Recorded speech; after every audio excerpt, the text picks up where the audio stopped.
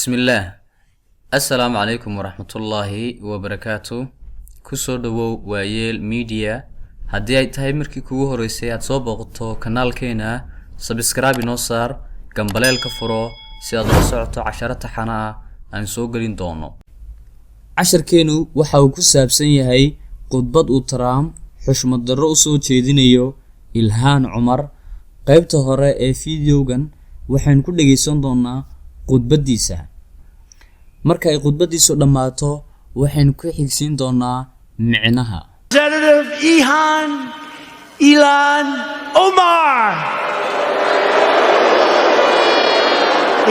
Omar. She would like to make the government of our country just like the country from where she came, Somalia. No government, no safety, no police, no nothing, just anarchy. And now she's telling us how to run our country. No thank you. And I think we're going to have a big victory in the state of Minnesota because they've had it. hadalkiisa waxa uu ku bilaabayaa cod dheer isagoo leh Ilhaan Cumar. Trump disrespects. Trump wuxuu ixtiraam darro ku tilmaamay Africa, qaaradda Africa, again mar labaad in a speech hadalkiisa with Ilhaan Cumar.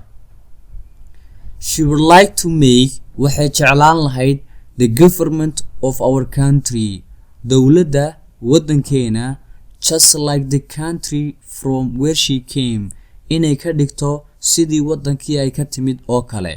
Somalia. No government, dawlad la'aan. No safety, amni la'aan.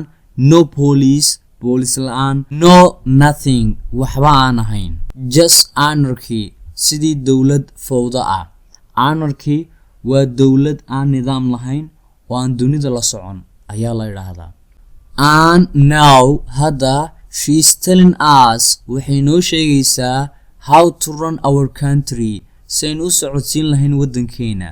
No, maya, thank you, waad mahadsantahay. And I think waxaan u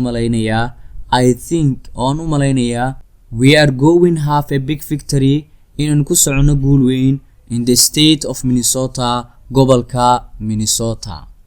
aad baad ugu mahadsantahay daawashada iyo dhageysiga fiidiyogan. haddii fiidiyowga cajabiyay like noo saar, dhiirigelin bay noo tahay.